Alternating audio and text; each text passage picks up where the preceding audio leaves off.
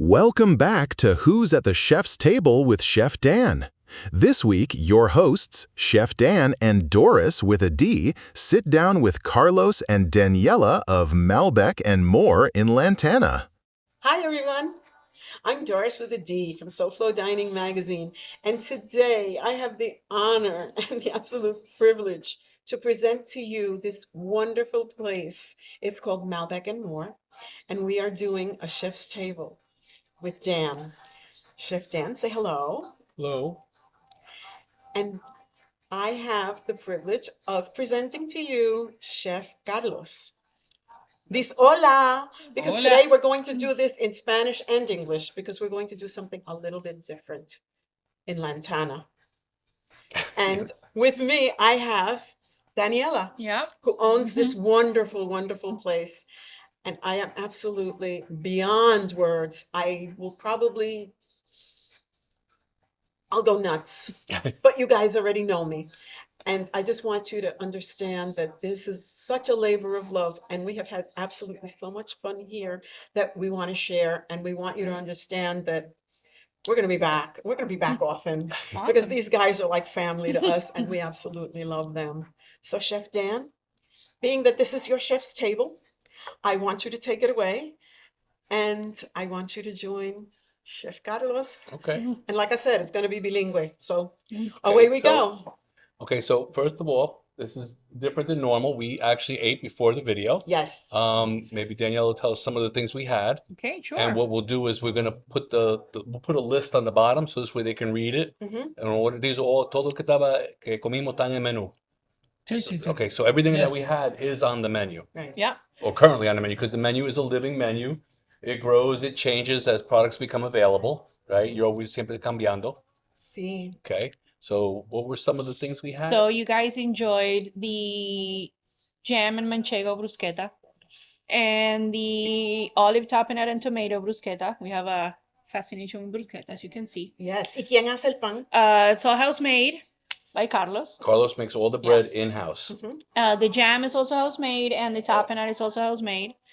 And then you guys also enjoyed the Spanish tortilla Okay. and the escargot and shrimp al ajillo. We more than enjoyed all of it. We more than enjoyed it.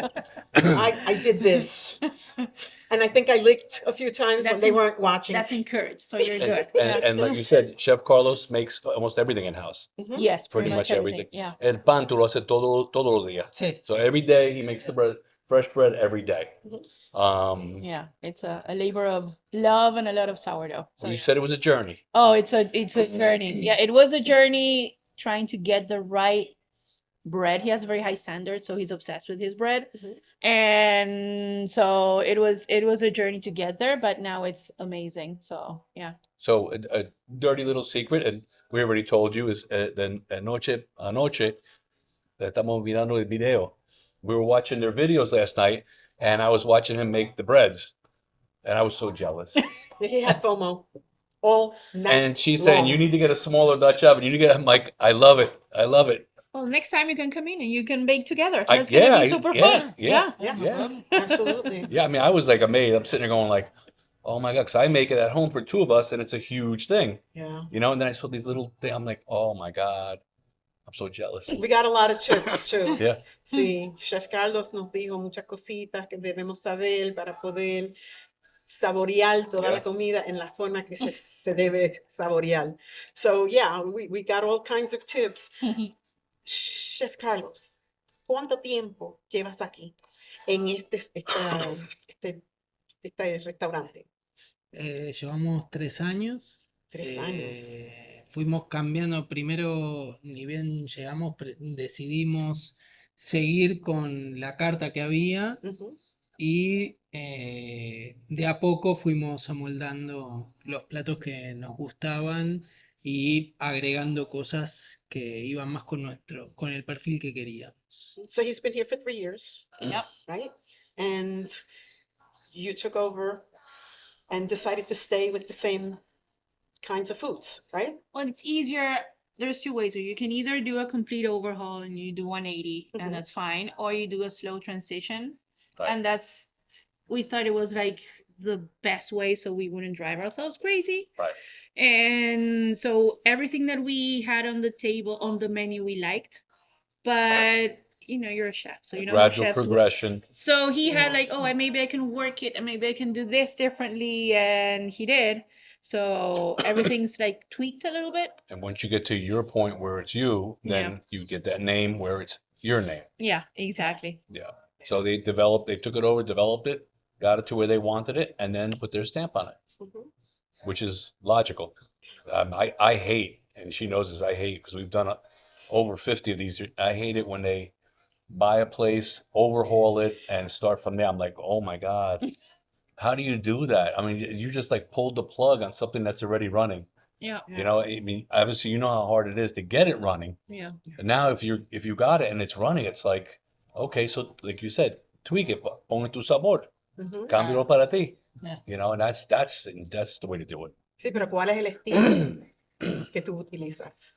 Y yo tengo mucha influencia por mi familia, influencia italiana, ella tiene mucha influencia española. En Argentina tenemos de las dos culturas, entonces hay más de eso que de estilo más norteamericano quizá o europeo, per se, como puede ser alemán, no tengo esa influencia. Ah, El escargot es más francés, pero bueno, pero divino. es un plato que me gusta bastante. Well, what he's saying is that the influences they have are Argentinian, Italian, Spain. They have the escargot, which is French. But as we were speaking earlier when we were eating, is you don't have to be from a certain country to cook a certain food. Not at all. So, in other words, escargot is French, yes, but you get it here in America, and not necessarily a French person cooks it. So, in Argentina, you can order escargot, and not only French person doesn't make it. Oh, no, not at all. So, exactly. So, if you know the flavors and you know how to cook, that's where this comes from. So, yeah. I want to talk about the wines. Okay. That's all him. I know. The wines are good. We have been sampling the wine all afternoon long. I've had to switch gears here, and go with the Oh, I thought that was vodka. coffee. No, that's not vodka. I thought that was vodka. I was getting worried. No hoy. Eso fue ayer. That was yesterday. So tell us a little bit about the wines. A ver, no estudié vino, no soy sommelier ni nada, pero soy un apasionado del vino, me encanta. Y cuando tomamos posesión había una buena variedad de vinos, pero no estaban los que a mí me gustaría que estén, o me hubiese gustado que estén. Y nuestra idea era que haya un poco más de presencia de Malbec, que es lo que nos identifica al argentino. Y también otros vinos más estilo europeos, de todo el mundo. Hay americanos también que tenemos, hay de Nueva Zelanda, Sudáfrica. de Sudáfrica. Tenemos 80 etiquetas. 80 different kinds 80 of different kinds of wine. wine to choose from. Wow. That's a lot of wines, yes. Yes, it is. Yes, And it you keep is. everything. What we say is, if it's funky and it's weird, we like it and we want it. And a lot of customers come in and they see the wine and said, "Oh, I don't know any of these wines." I'm like, "Good, that's what we want." Yeah, I noticed that he asked me, what do you like? Do Yeah. you prefer American wine or do you prefer a French wine? And I said a French wine. He says, well, white or red. And I said, white. And then he starts naming wines and I said, Chardonnay.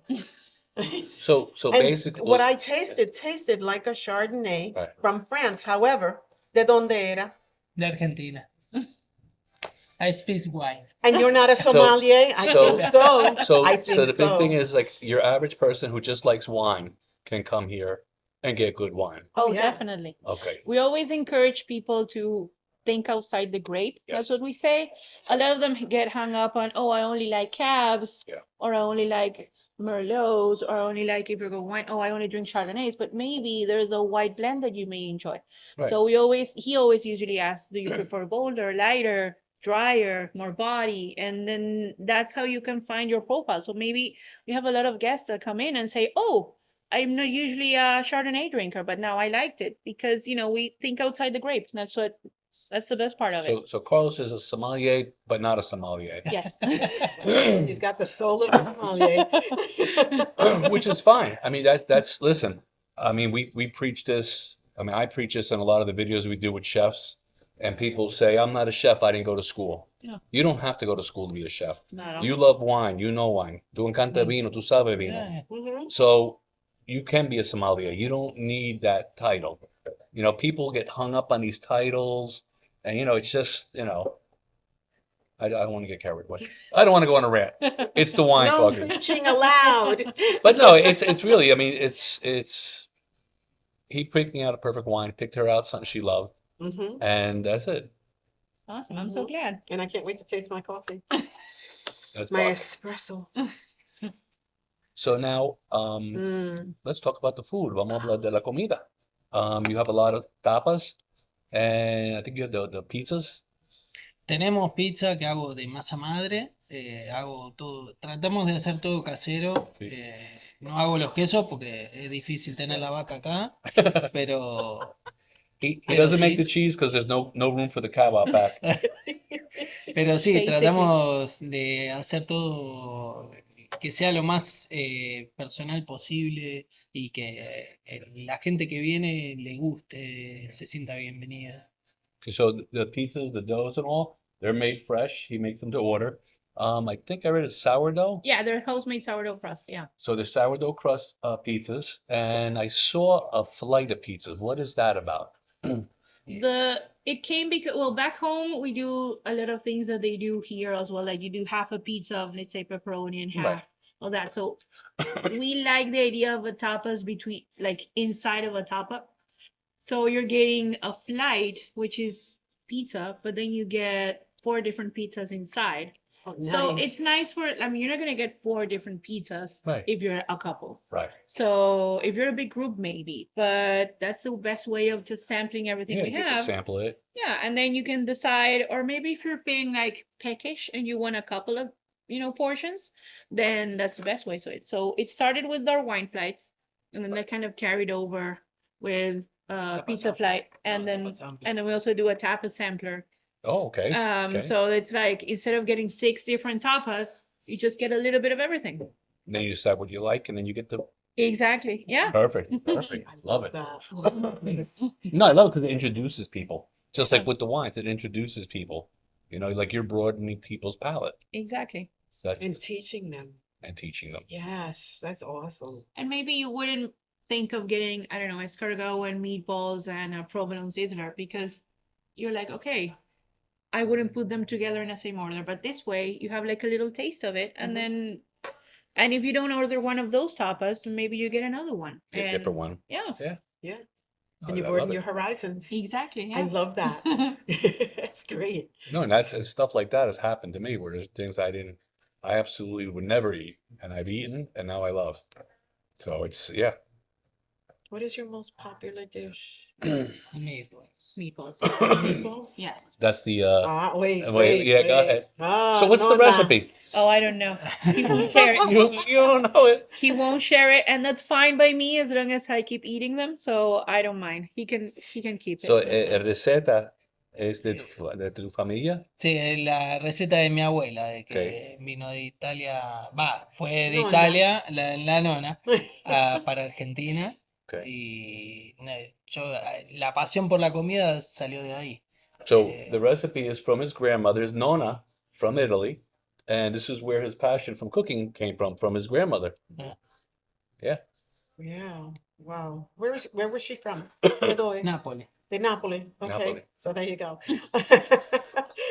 It's a serious recipe. Yes. Yes, it's a So, serious recipe and it is secret. Secret recipe. Now, hay algo en el menú que tú pienses que la gente tiene que ordenar más. Que no mueve mucho, pero si ellos lo Si lo probaban, prueban. Yeah. lo encantaba. Like if they, Right. so let me translate it for them. So I'm asking, is there something on the menu that doesn't get ordered a lot that he knows is delicious, and that if people order it, then he will order it more? Maybe chorizo marinara, que la gente quizá le tiene aprensión al chorizo porque piensan que es picante, Right. estilo italiano, como se vende acá, pero es más chorizo argentino. El chorizo argentino es Oh, yo sabe. como no tan picante, es más saladito y es más amable a la hora de comer. Okay, so it's chorizo Marinara. marinara. It's not like the chorizo that you see here from South America that's spicy. This is an Argentinian chorizo. It's less spicy. Trust me. This is one of the things that I tried Yeah. and loved it. Mhm. So it's actually sometimes it's a little sweeter. Poco dulce a veces. Sí, no tan dulce, sino más equilibrado. No se va mucho de salado o de picante. Más sino, balance. claro, So más it's a balanceado. more balanced sausage because chorizo is basically a sausage. So it's one of the dishes that he knows, and we're gonna have to try it when we come back. That if you order it, you'll be ordering it again. Yeah, I like the way you described it, Mm. Daniela. When we were talking off screen, you were explaining just what the Argentinian chorizo is and Yeah. how it's created and how it's curated. Yeah. Maybe you could tell the audience. Well, like There's what- this we eat chorizo on our barbecues. So it's a starter. So it's a very nice palate opener. Mhm. So it's the right amount of saltiness and spices, but not the spices that everyone's used to. So it's not spicy, Right. Mhm. but it's flavorful. So you combine that. He makes his marinara also house made. So the marinara offsets a little bit the spiciness and the saltiness of the chorizo. Uh-huh. So it's that contrast. It's amazing, and you top it with a very mellow mozzarella, and then you get cheese, See? you get tomato, you get chorizo. So that's just, it's a very nice palate opener. I love the way you And describe that. Yeah. It's Yeah. one of our favorites, but I think people are very apprehensive of They it. don't know it. So but when they try it, they love it, and Yeah, then there's they no order going again. back. A little bit, yeah. And no, and I was gonna say, it's for everyone that follows us, this is why we asked the question. Because there's always a dish. As a chef, I knew when I had a certain dish, I said, if someone's going to order this, they're going to love it. And again, people are apprehensive because they just don't know what it is. So Yeah. That's why I always ask the difficult questions, because I just want to get down to the nitty gritty and find out, where are you from? How do you know what you know? How did you learn it? That kind of a thing. How did you live that experience?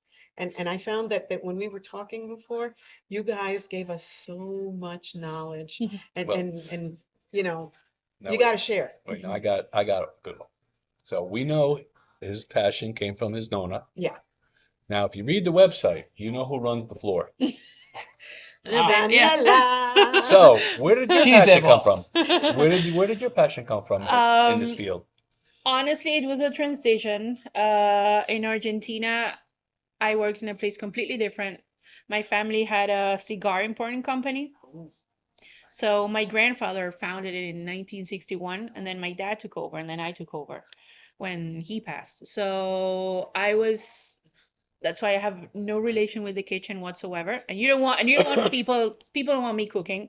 I just eat whatever he does, and that's fine. But and then I went to journalism school. So that's where the whole communication passion came. So that was basically it. And I'm bossy by nature. So I'm just, it kind of made sense. I don't think you're bossy. Oh, with him I am all the time. But that's where we work. He gets bossed around. No, just kidding. But Daniela, but he lives with me, so So you know. No, you don't know, bossy. I just practiced this. Good, Duck. That's fine. Very yeah. good. You do that so well. I'll get you later. So, when did you know? ¿Cuándo supiste que tú querías cocinar y traer todo lo delicioso al público? O sea, ¿cuál fue el momento para ti? Your hosts, Chef Dan and Doris with a D. Thank you all for watching this delicious episode of Who's at the Chef's Table with Chef Dan. Join us next week for more culinary adventures. This show's a proud production of SoFloDining. Head over to SoFloDining.com to subscribe for free to our online magazine, packed with awesome features, discounts, and South Florida dining tips. SoFloDining is your go-to guide for all things tasty in the Sunshine State. See you soon!